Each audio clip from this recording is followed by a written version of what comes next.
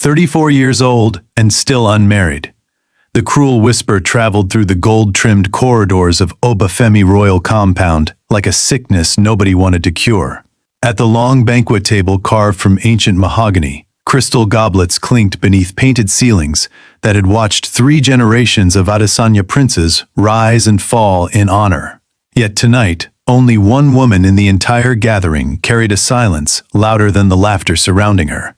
Adunni Adesanya stood near the kitchen door carrying a silver tray of warm pounded yam, her hands trembling slightly as servants brushed past her toward the royal dining hall. She wore a simple indigo wrapper trimmed with modest bronze thread, the only gown her mother had been able to afford before she passed away years ago.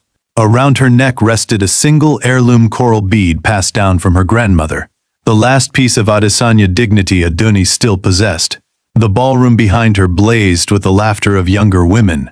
Her 3 cousins, Ronke, Yetunde, and Tomilola, had arrived earlier that evening wearing imported lace from Lagos boutiques, gold-dipped earrings catching the candlelight, eyelashes darkened with imported mascara from London.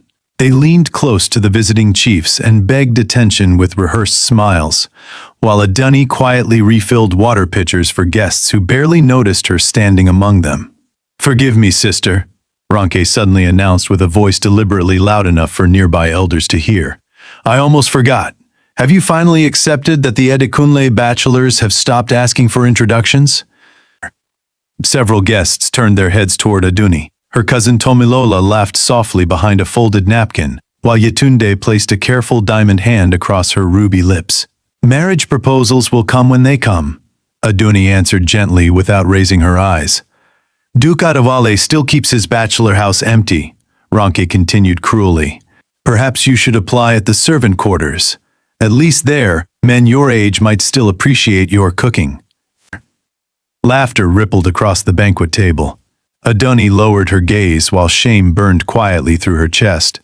She placed the silver tray beside the window and slowly walked toward the back courtyard where only the night wind could witness her discomfort. Behind her, her uncle Chief Adebayo Adesanya lifted his palm wine in mocking celebration. "All my nieces have brought honor to this family," he declared coldly, "except one." The banquet fell briefly silent.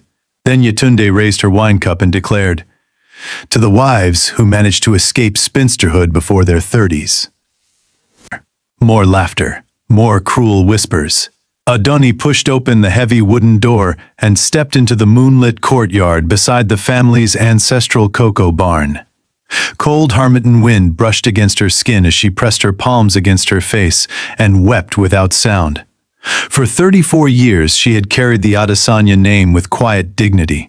As a child she had memorized every royal proverb her grandfather had ever spoken.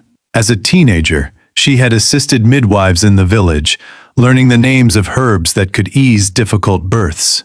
In her 20s, she had quietly supported 2 younger cousins through university fees, money earned from selling palm oil at the regional market, and neither had ever thanked her. Now, those same cousins sat at the banquet table wearing gold while their benefactor stood in the shadows. The Obafemi royal compound stood as one of the grandest Yoruba aristocratic estates in the region. Towering clay walls painted with indigo tribal patterns surrounded the compound. Inside, carved mahogany beds stood beneath painted ceilings depicting the family's ancestral spirits. Long dining halls opened into courtyards where cocoa beans dried under the sun, and bronze ancestral masks watched silently from carved alcoves. Chief Adebayo guarded the family reputation with almost religious obsession. Every marriage discussion, every visitor, every conversation inside the compound revolved around status, and Adunni had become the family's quiet failure. At 34 years old, she remained unmarried. In Yoruba society, that truth followed her everywhere. During Sunday services at the village church, younger women lowered their voices when Adunni passed. Mothers studying their teenage daughters whispered nervously about what would happen if their girls failed to marry in time. Older women were sometimes even crueler. "She was beautiful once," one village wife had said after a recent funeral gathering. "It is sad what age does to a woman's chances." Another had added, "At her age, even stubborn prayers begin to lose their power." Adunni had walked past them as though she had heard nothing. Pain had become something she carried silently, the way the village women carried firewood upon their heads. That afternoon, while guests continued drinking palm wine inside the main hall, Adunni slipped quietly toward the family kitchen, where the air felt warmer and the workers kinder. Fresh firewood crackled near the cooking stones, while village cooks stirred thick egusi soup inside steaming iron pots. Little Bucky, the youngest daughter of one of the compound maids, sat crying softly near the corner after burning her small hand while helping grind pepper for the evening stew. Adunni immediately knelt beside her. "Oh, sweetheart, let me see." The child sniffled while Adunni wrapped the small red hand carefully with a clean cloth soaked in cool water from the clay pot. The frightened girl slowly calmed as Adunni brushed tears away from her face and handed her a small piece of roasted plantain stolen from the cooking fire. "Do not tell your mother I gave you extra," Adunni whispered gently. The child giggled. Moments like that were the only times Adunni still felt useful inside her own family's compound. Chief Adebayo's third wife, Iya Adesanya, entered the kitchen minutes later, elegant as always in deep emerald aso ebi trimmed with gold thread. Her sharp eyes immediately landed on Adunni, crouched beside the child. "There you are," Iya Adesanya announced coolly. "Guests are asking for stew." Adunni stood quickly. "I was helping Bucky." "Yes, well, try not to disappear during gatherings. People already ask enough questions about you." The words were calm, but the shame behind them stung deeply. Iya Adesanya never openly insulted her eldest niece, yet disappointment followed every public glance she gave Adunni. That evening, Chief Adebayo hosted several wealthy elders in his private study, while discussing future cocoa trade alliances. Adunni passed the partially open door carrying fresh kola nuts when she heard her uncle speaking. "Ronke's marriage will strengthen our position considerably.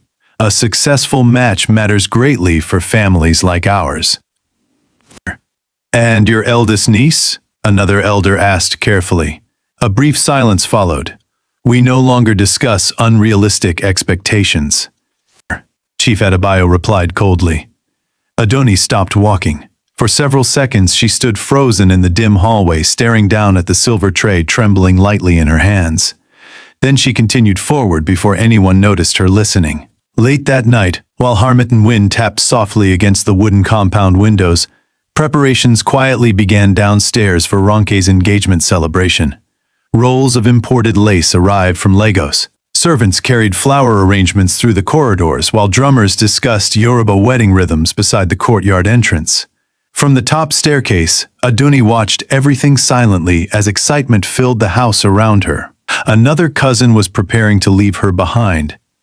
The Adesanya estate transformed completely during the weeks leading to Ronke's engagement celebration. Carriages arrived daily carrying boxes wrapped in colorful cloth, silver candle holders from the capital, imported roses from overseas growers, and enormous decorative calabashes painted with gold edges. The courtyard smelled constantly of fresh hibiscus flowers and melted candle wax, while servants rushed through corridors carrying folded ceremonial wrappers and trays of polished bronze goblets. Every conversation inside the compound revolved around Ronke. Iya Adesanya spent entire afternoons discussing guest lists and aso ebi color schemes, while Chief Adebayo proudly boasted about oil magnate Chief Babatunde Olatunji's family name to every visitor willing to listen. Drummers arrived 2 days before the celebration and practiced traditional Yoruba rhythms late into the evening beneath the carved ceilings of the reception courtyard. Meanwhile, Adunni worked quietly behind everything. She supervised flower arrangements, helped organize guest seating, checked ceremonial layouts, and calmed nervous servants terrified of making mistakes before important elders. By the morning of the celebration, exhaustion weighed heavily beneath her eyes. Yet nobody thanked her once. Ronke swept through the compound like royalty already crowned. Her engagement gown, made from pale gold lace imported from Paris, shimmered whenever she moved through candlelight. Diamond earrings rested against her neck, while maids adjusted her gilet every few minutes. "You missed a wrapper fold near the west corridor," Ronke complained carelessly while passing Adunni in the hallway. "Honestly, If you cannot manage decorations properly, perhaps you should leave them to professionals. Adunni quietly fixed the wrapper fold herself. By evening, the estate overflowed with guests. Yoruba noblewomen in elaborate aso-ebi glided through the courtyard carrying palm wine glasses, while elders discussed politics beside the carved mahogany pillars. Platters of jollof rice, fried plantain, smoked fish, pounded yam, and sugared pastries covered the dining tables beneath golden candlelight. Adunni stood near the drummers arranging fresh palm wine, when an elderly chief's wife approached her kindly. "You are Chief Adebayo's eldest niece, are you not? Such a lovely face. Tell me, child, when shall we celebrate your engagement?" The words struck like a needle beneath her ribs. Before Adunni could politely answer, another woman nearby sighed softly. "At her age, good matches become difficult." A third added in a whisper, clearly meant to be heard. "One must admire her composure." Adunni forced a smile and excused herself. Long before silence settled permanently inside Adunni's heart, there had once been laughter. At 22, she moved through the gardens of the Adesanya estate with warmth in her eyes and excitement in her voice. She played the traditional Yoruba drum in the evenings beside open windows, while evening air carried the scent of tropical jasmine through the compound halls. During dinners, she spoke freely about Yoruba proverbs, philosophy, and the meaning of Ubuntu, often surprising guests with her wisdom. That was before Adekunle Bamidele entered her life. Adekunle first arrived at the estate accompanying a professor invited by Chief Adebayo for cocoa trade discussions. Unlike the typical suitor Adunni usually met, Adekunle carried no arrogance around him. He spoke calmly, listened carefully, and treated every servant with quiet respect. Their first conversation lasted nearly an hour beside the family library. By the second week, they were exchanging Yoruba novels. By the third, Adunni found herself waiting each afternoon for his visits without admitting why. Adekunle understood parts of her nobody else noticed. While society cared only about beauty and marriage prospects, he admired her thoughts, her curiosity, and the softness hidden beneath her composed manners. They spent long afternoons walking near the family pond, discussing literature while fallen leaves drifted across the water. Sometimes he played the guitar softly inside the music room, while Adunni accompanied him on traditional drums. For the first time, she felt chosen for who she truly was. Even the housekeeper noticed the difference. "You smile again," the kind woman whispered once while helping Adunni prepare for dinner. Adunni blushed immediately, but happiness inside the Adesanya estate never lasted long. One rainy evening, Chief Adebayo entered the library unexpectedly and found Adekunle and Adunni seated closely together beside the fireplace. Adekunle had been reading poetry aloud while Adunni listened with quiet admiration written across her face. The atmosphere changed instantly. Chief Adebayo's expression darkened with fury. Later that night, his voice thundered through the study loud enough for servants to hear from the corridor. "You dare approach my niece knowing you possess neither wealth nor title?" Adekunle stood straight despite the humiliation. "I love her sincerely." "That means nothing," Chief Adebayo snapped coldly. "Love does not preserve noble families." "Father, please listen to me," Adunni begged her uncle to listen, but he refused completely. Iya Adesanya supported the separation quietly, insisting society would destroy the Adesanya reputation if their eldest niece married beneath aristocratic expectations. Adekunle was ordered to leave the estate immediately. The next morning, Adunni found him waiting near the garden gate beneath heavy rain. His suitcase rested beside the carriage wheels, while water soaked through his dark coat. "I will return for you," he promised, while holding her trembling hands tightly. "No matter how long it takes." Adunni cried after the carriage disappeared beyond the hills. For months she waited endlessly for letters. Then winter arrived carrying devastating news. Adekunle had died abroad after falling seriously ill during travel. Adunni remembered the exact moment the kind housekeeper handed her the letter. The teacup slipped from her fingers and shattered across the floor, while the world around her suddenly felt distant and unreal. She locked herself inside her bedroom for days afterwards, refusing food, conversation, or sunlight. Something inside her never recovered completely. The cheerful young woman who once laughed beside drum music slowly disappeared after that winter. Yetunde Adesanya had grown up hearing compliments so constantly that she no longer noticed when she insulted people. From childhood, guests praised her beauty openly before she even entered rooms. By 19, she moved through the Adesanya estate with the confidence of someone who believed admiration belonged to her naturally. Servants rushed whenever she called. Tailors traveled from Lagos for her fittings, and every gathering revolved around her laughter. When wealthy industrial heir Oluwaseun proposed during a private dinner in Lagos, Yetunde returned home displaying her diamond ring like a royal trophy. "He owns factories in 3 states," she announced proudly, while sitting beside the fireplace surrounded by guests. Chief Adebayo looked deeply satisfied hearing those words. Within days, the estate exploded into preparation once again. Workers arrived carrying flower arches, imported wines, crates of silver decorations, and enormous rolls of cream-colored Ankara fabric meant to transform the courtyard ceiling. The kitchens became unbearably hot from endless cooking, while the scent of jollof rice, roasted meats, cinnamon pastries, and sweet palm wine drifted constantly through the halls. Iya Adesanya placed nearly all responsibility onto Adunni. "The servants require supervision, Adunni," she explained calmly over breakfast. "You are organized enough for such tasks." "Yes, mother. I shall handle everything." Adunni inspected guest rooms, directed florists, corrected seating arrangements, counted silverware, and settled arguments between exhausted kitchen workers. Her hands ached constantly while her cousins wandered through the compound discussing gowns and jewels. "Honestly, Adunni," Tomilola laughed one afternoon while watching her carry fabric samples across the corridor, "you manage this household more seriously than Iya Adesanya." Ronke smirked beside her palm wine. "Perhaps she has accepted her future at last." Yetunde covered her smile behind a fan. Adunni continued walking without answering. 2 days before the engagement celebration, a noblewoman visiting from Abeokuta entered the courtyard when Adunni adjusted candles beside the tables. "You there, please tell the Adesanya family the flower arrangements appear uneven." Adunni straightened politely. Before she could explain, Tomilola burst into laughter nearby. "Do not worry, my cousin practically runs the household already." Several people laughed softly.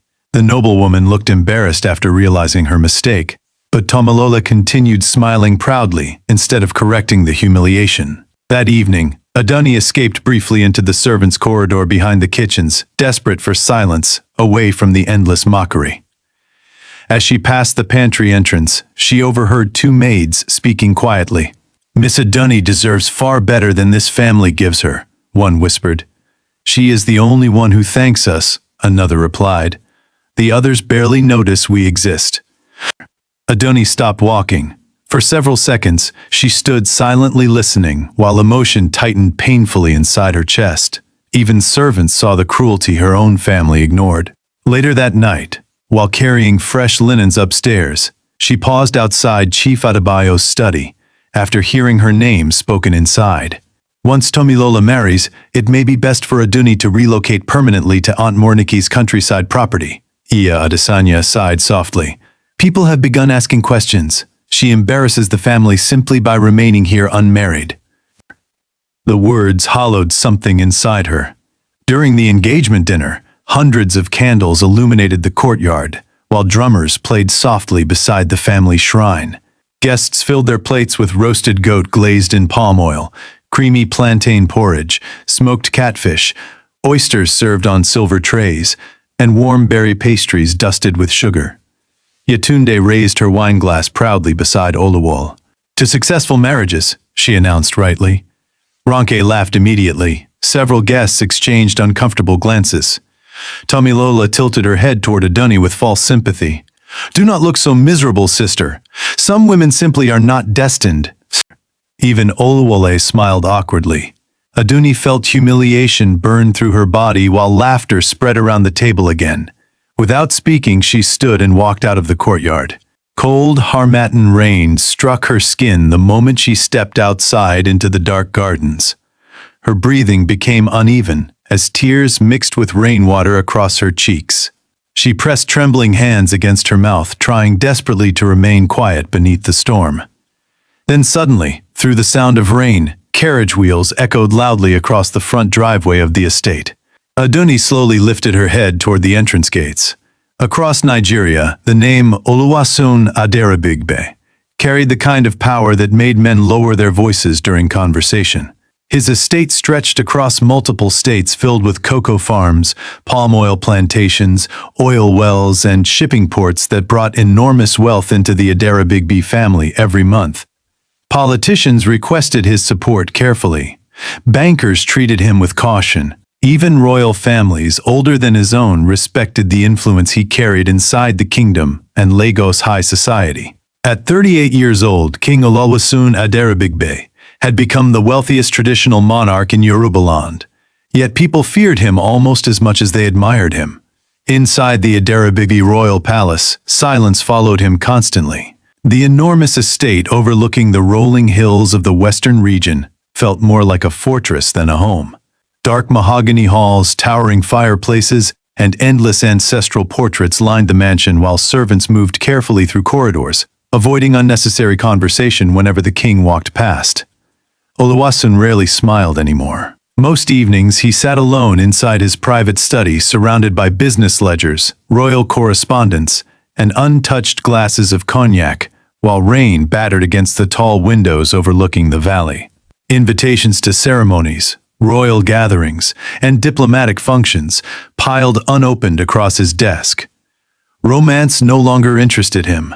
Years earlier, Lagos society had celebrated his relationship with Princess Adaeze Okafor like a fairy tale. Adaeze possessed extraordinary beauty that captivated every palace she entered. Men admired her openly while women copied her gowns and hairstyles. Beside Oluwaseun, she appeared destined to become one of the most admired queens in Yorubaland. At first, Oluwaseun truly believed she loved him. He gifted her rare jewels, financed repairs to her family estate, and spoke openly about marriage before aristocratic society. Newspapers constantly praised the future union between Aderibigbe wealth and Okafor beauty. But beneath Adeze's graceful smiles lived ambition colder than love. Months before their official engagement announcement, Oluwaseun discovered letters hidden inside her writing desk, revealing a secret relationship with another nobleman, Prince Damien Eze.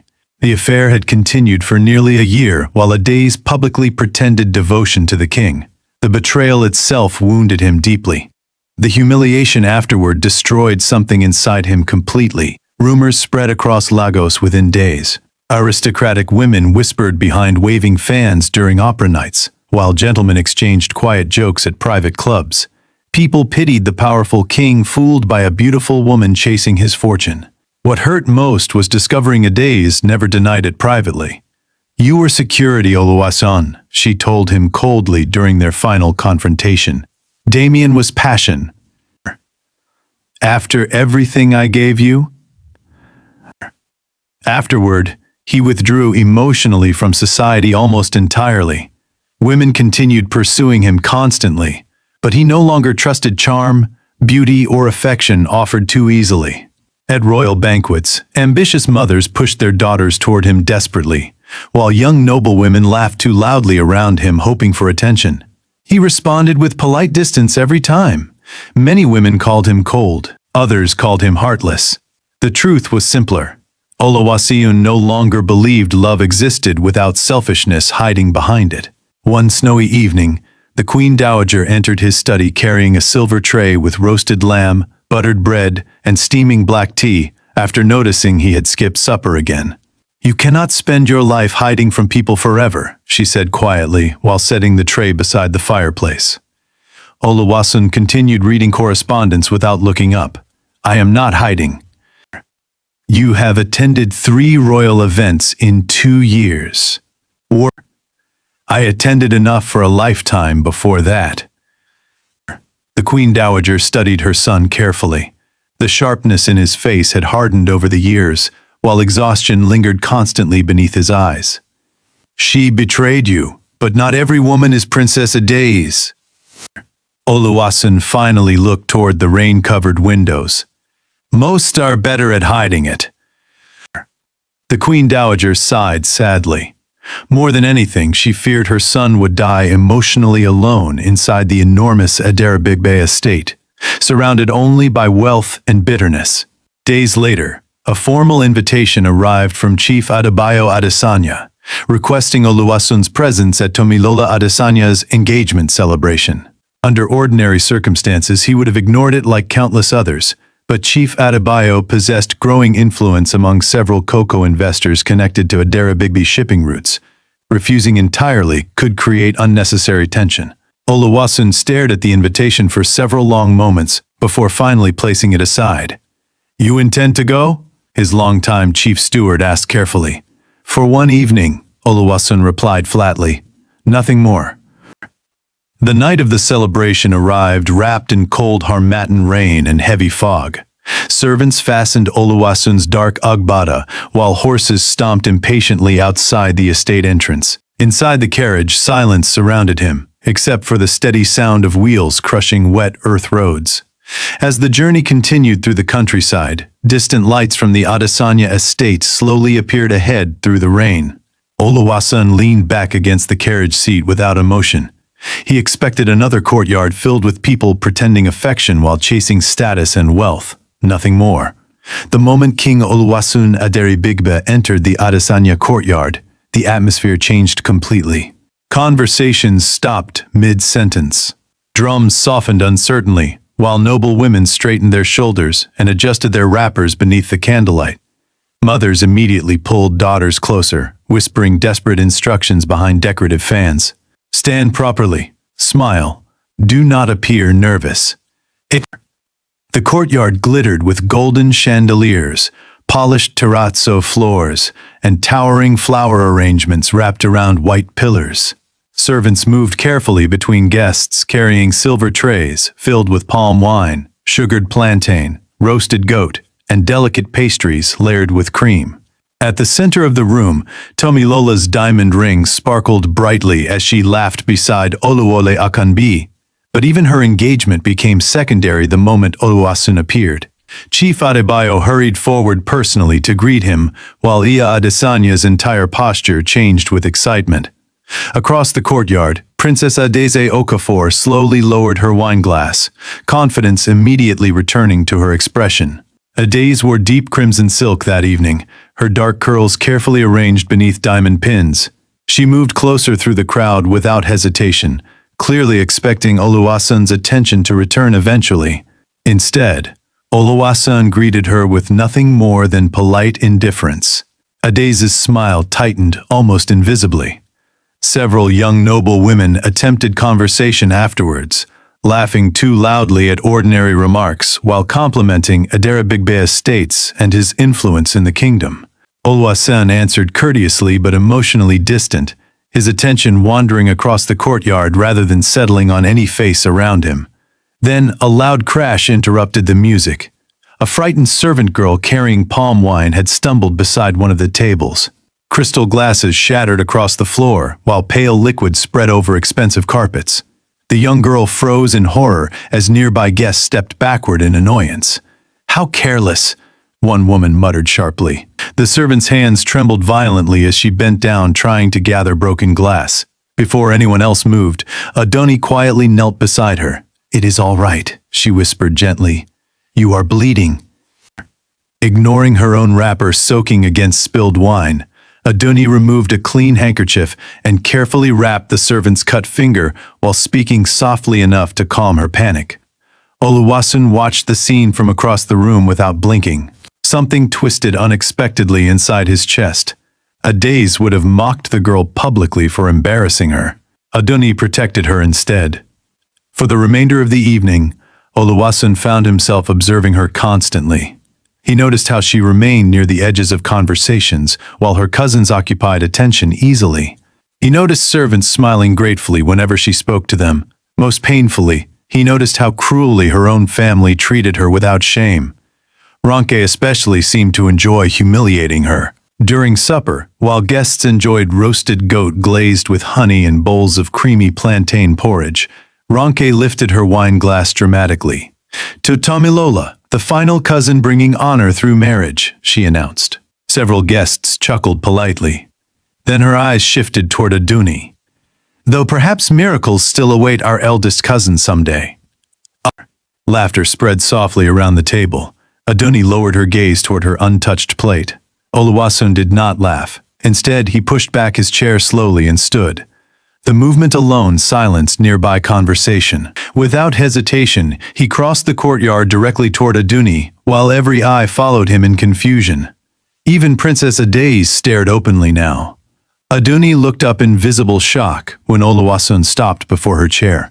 "Miss Adesanya," he said softly, "would you honor me with a dance?" The entire courtyard froze. For a moment, Adunni could barely breathe. Heat rushed painfully into her face, while dozens of stunned guests watched silently around them. "Of course, Your Majesty," she whispered. Her trembling fingers rested carefully in his hand. As the drummers began another rhythm, Oluwaseun guided her gently across the polished floor beneath the chandeliers. Adunni moved nervously at first, clearly overwhelmed by the attention surrounding them. "You seem uncomfortable." "I am unaccustomed to becoming the center of a courtyard." A faint smile almost touched his expression. Unlike every woman surrounding him all evening, Adunni never once mentioned his wealth, title, or influence. Instead, she spoke honestly about books, music, and how exhausting large gatherings felt after too many hours. The simplicity of her answers unsettled him more than practiced charm ever could. Around them, whispers spread rapidly between guests. Why her? He has ignored every noble woman in Lagos. Did you see Adeze's face? By the time the dance ended, society had already begun talking. After the dance at Tomilola's engagement celebration, King Oluwaseun Aderibigbe began appearing at the Adesanya estate so frequently that servants started preparing his preferred tea before his carriage even reached the front gates. At first, society treated the visits like harmless curiosity. Then, newspapers in Lagos began printing subtle remarks about the mysterious attention the king seemed to be giving Chief Adebayo's unmarried eldest niece. Gossip spread through drawing rooms, opera halls, and church gatherings with astonishing speed. Perhaps Aderibigbe pities her. No powerful man visits a woman repeatedly without intention. Surely he cannot truly admire Miss Adunni. Inside the compound, everything changed. Chief Adebayo suddenly invited Adunni to sit nearer important guests during supper. He asked her opinion during conversations whenever Oluwaseun visited and introduced her proudly before wealthy businessmen as though he had always valued her presence. Iya Adesanya transformed even more dramatically. Expensive Ankara fabric arrived from Lagos almost weekly now. Royal blue silk, pale silver satin, and lace wrappers trimmed with pearls filled Adunni's wardrobe, while her aunt hovered around her constantly before gatherings. "You must wear your hair differently," Iya Adesanya insisted one afternoon, adjusting a necklace around Adunni's throat. "The king notices elegance." Adunni barely recognized the strange affection in her aunt's behavior, but her cousins noticed it immediately, and they hated it. Ronke's bitterness worsened after discovering her fiancé had secretly sold several pieces of her jewelry to repay gambling debts. Their marriage, once displayed proudly before society, had become filled with shouting behind closed doors and nights spent waiting for him to return home from gambling clubs. Tomilola's loneliness deepened quietly. Her husband rarely slept at their estate anymore, spending most evenings buried in political meetings while treating his wife more like decoration than companionship. Meanwhile, Yetunde's glamorous marriage quickly darkened after the wedding. Oluwole controlled everything she wore, where she traveled, and whom she visited. The man who once showered her with compliments now criticized her constantly whenever guests departed. Yet none of the cousins blamed their husbands. They blamed Adunni. One afternoon, Ronke sat angrily inside the drawing room, twisting her wineglass between nervous fingers. "She manipulated him," she muttered bitterly. "No powerful man suddenly notices a woman like Adunni without reason." Odette remained quieter, but no less resentful. "She makes herself appear innocent. Men enjoy rescuing women they pity." Yetunde slammed her teacup onto the table. She enjoys humiliating us now. Their jealousy slowly poisoned every conversation inside the compound. Soon rumors began spreading through society that Adunni had emotionally trapped Oluwaseun using vulnerability and false modesty. Ronke encouraged the gossip privately, while pretending innocence publicly. Tomilola went further. During a dinner gathering in Lagos, she secretly arranged for Princess Adesanya to attend, knowing the woman still desired Oluwaseun's attention desperately. Adesanya arrived wearing black velvet and diamonds that glittered beneath candlelight. Throughout the evening she laughed softly beside Oluwaseun, touching his arm occasionally while speaking about old memories they once shared. Adunni watched quietly from across the room, feeling something painful tighten inside her chest. Then Adesanya leaned closer toward Oluwaseun and murmured, "You were happier before becoming so serious." Oluwaseun's expression hardened instantly. "No, I was simply more foolish." The rejection silenced Adesanya completely. Later that evening, Oluwaseun returned unexpectedly to the Adesanya estate after realizing he had forgotten important documents in the study. As he walked through the corridor near the drawing room, angry voices stopped him. Ronke's voice carried clearly through the partially open door. "She is embarrassing herself chasing him." Yetunde laughed sharply. At her age, she would accept attention from any wealthy man showing interest. "Perhaps once he grows bored, things may finally return to normal," Tomilola added quietly. Oluwaseun's jaw tightened. Without hesitation, he pushed the door open. The cousins froze immediately. "What exactly?" asked Oluwaseun calmly. "Has Miss Adunni done but endure cruelty from her own family?" Nobody answered. For the first time in years, shame appeared across Iya Adesanya's face, while Chief Adebayo stared silently at the floor. Oluwaseun's voice remained controlled, but sharp enough to cut through the room. "Adunni possesses more dignity than anyone I have met within this household." Then he walked away before anyone could respond. Hours later, Adunni stood alone near the darkened garden windows when Oluwaseun found her quietly crying. She tried hiding the tears immediately, embarrassed by her own emotions. "No one has ever defended me before," she whispered painfully.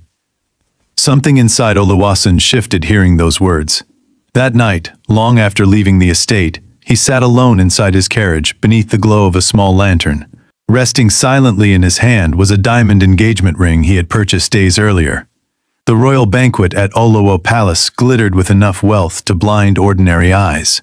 Crystal chandeliers reflected across polished terrazzo floors, while royal Yoruba drummers played softly beneath painted ceilings covered with golden spirits and ancestors. Long banquet tables overflowed with roasted goat, glazed ram, sugared fruits, palm wine imported from the eastern provinces, and towering desserts wrapped in delicate sponge sugar. Diamonds flashed from every corner of the courtyard as the highest Yoruba nobility gathered beneath one roof. Adunni Adesanya had never felt more out of place. Iya Adesanya had dressed her carefully in silver silk ankara embroidered with tiny pearls, yet standing beside younger women with flawless beauty and effortless confidence made old insecurities return immediately. Every glance around the courtyard reminded Adunni of the cruel whispers she had endured for years. Too old, unwanted, forgotten. Ronke noticed her discomfort instantly and exchanged a quiet look with Yetunde. "He has not arrived yet," Yetunde whispered smugly. "Perhaps tonight she finally understands reality." Tomilola sipped palm wine silently beside them, though hope flickered across all three cousins' faces. They believed Oluwaseun would eventually lose interest once surrounded again by younger women of higher social value. Across the courtyard, Princess Adesanya entered wearing deep emerald velvet trimmed with diamonds resting against her throat like frozen stars. Conversations shifted immediately toward her beauty, while several women stepped aside watching her confidently move through the crowd. Adesanya clearly expected victory tonight. The moment King Oluwaseun finally entered the banquet hall, excitement swept through the room almost violently. Noble women straightened instantly, while ambitious mothers maneuvered daughters into his path with carefully practiced smiles. Women laughed too loudly around him. Some complimented his estates. Others praised his political influence. Adesanya approached him personally, her expression calm with confidence built from years of admiration. But Oluwaseun barely noticed any of them. Adunni watched quietly from near the edge of the courtyard, holding a crystal glass she had not touched once. She expected nothing of the evening except survival. Then, she noticed movement across the crowd. Oluwaseun had begun walking, slowly, purposefully. In his hand rested a small velvet box. The music softened as whispers spread across the courtyard. Every woman nearby straightened in anticipation, while Princess Adaza's smile widened carefully. But Oluwaseun walked past her. He continued past every celebrated beauty in the room. Then, he stopped directly before Adunni. Complete silence swallowed the courtyard. Adunni stared at him, unable to breathe properly beneath hundreds of eyes fixed upon them beneath the chandeliers. Oluwaseun opened the velvet box slowly. Inside rested a magnificent diamond ring surrounded by pale sapphires that glittered beneath the candlelight. Then the wealthiest king in Yorubaland spoke words nobody in the room expected. "Miss Adunni Adesanya," he said calmly, his voice carrying across the silent hall. "I have spent years surrounded by people who valued beauty, status, and wealth above character." No one moved. Oluwaseun's eyes never left Adunni. "But you possess something far rarer than beauty. You possess kindness without selfishness, dignity without pride, and loyalty without expectation." Adunni felt tears burning immediately behind her eyes. "You treated servants with more respect than most nobles treat family," he continued softly. "You remained gentle after enduring cruelty that would have hardened many hearts." Ronke's face slowly drained of color. Yetunde looked completely frozen beside her. Even Iya Adesanya could no longer hide the shame trembling across her expression. Then Oluwaseun stepped closer. "And there is no woman in Yorubaland I respect more than you." The courtyard remained breathlessly silent. "Adunni," he said finally, "will you do me the honor of becoming my queen?" A broken sob escaped her before she could stop it. For several seconds Adunni could not answer because years of humiliation, loneliness, and heartbreak crashed against her chest all at once.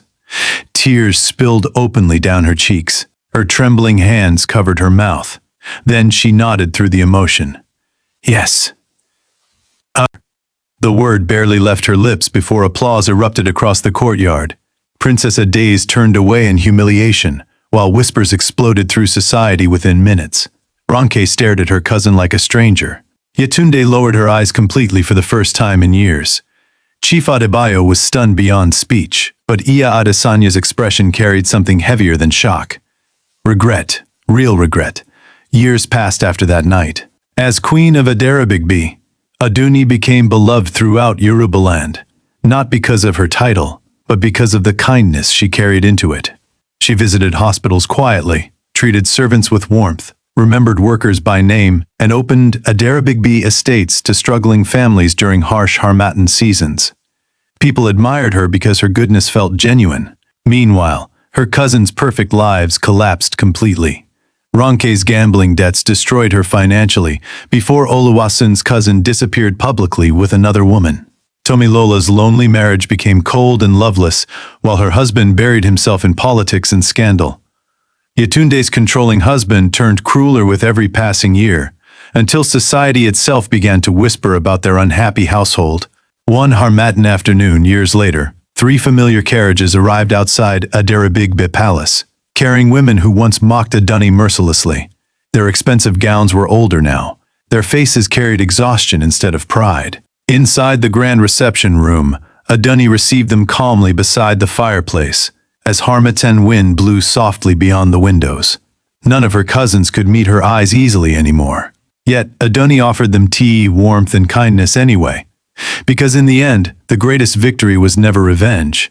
It was becoming loved for the very heart they once treated as worthless. And Yorubaland eventually learned what her family discovered too late.